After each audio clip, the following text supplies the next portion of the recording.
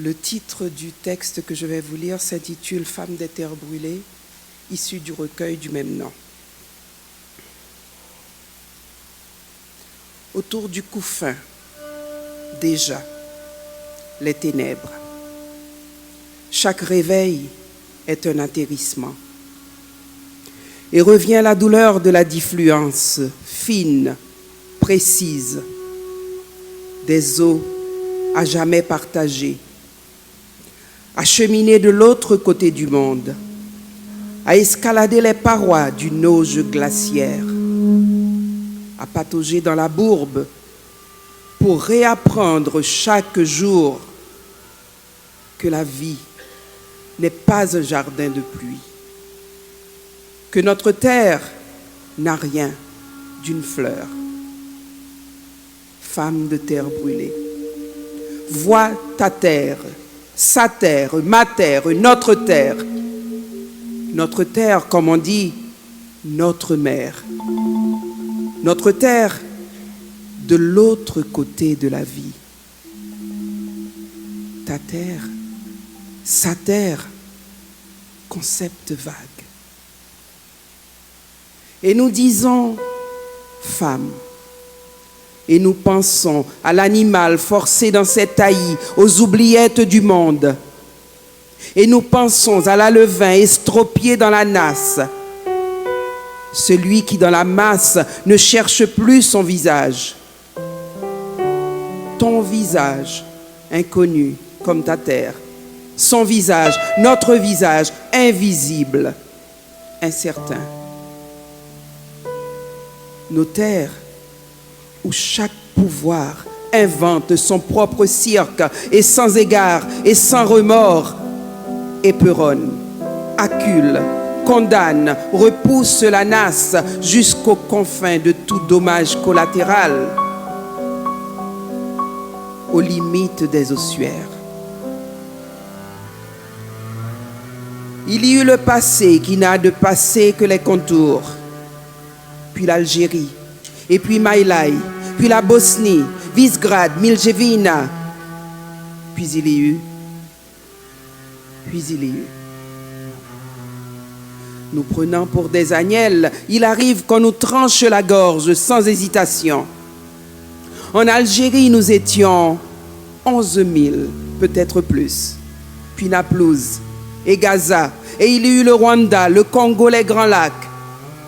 Chaque goutte d'eau semble échafauder une parabole pour annoncer une horreur qui n'a pas de fin. Car il y a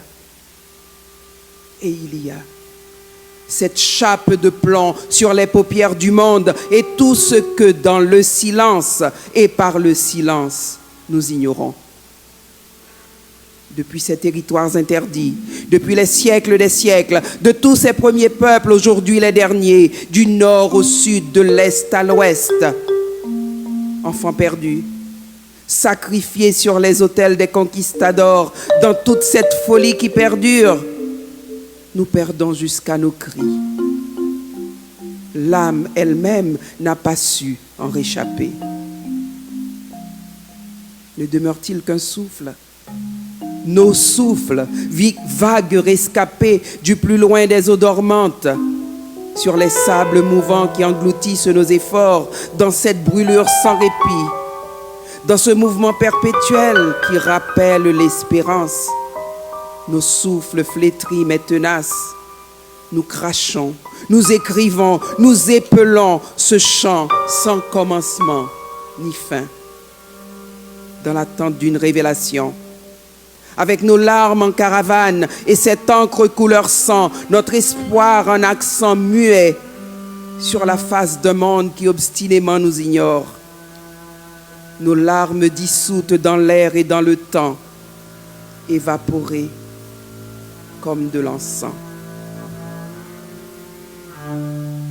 Créatures sans nom, sans territoire, sans pays, sans patrie, sans langue, sans avenir, sans visage, sans descendance, sans lendemain. La vie n'est-elle qu'une imagerie démente de l'ossuaire qui hante nos pas? Le monde, c'est bien vrai, n'est pas sur notre chemin. La route beaucoup trop longues. Les récoltes d'Avani, beaucoup trop abondantes.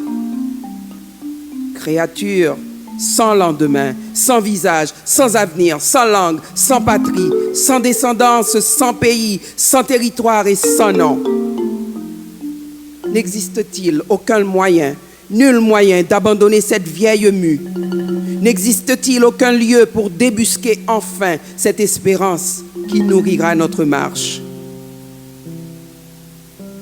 Comment faire mentir ce que l'on présente comme une prophétie, que ce monde n'est pas sur notre chemin, que la route est trop ardue, que la vieille mue qui à chaque réveil reprend forme, reprend vie, que la vieille mue est là pour demeurer, que nous avons reçu le silence pour héritage, consolation et testament.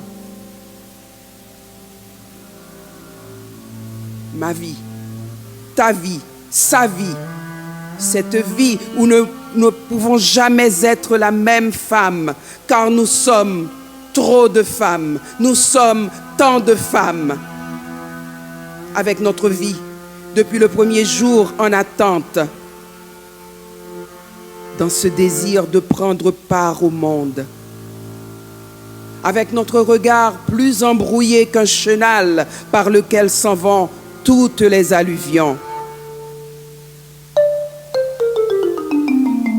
Ma vie, ta vie, sa vie, cette vie où nous ne pouvons être la même femme, car nous voilà aussi depuis le premier jour, les paumes tournées vers la terre,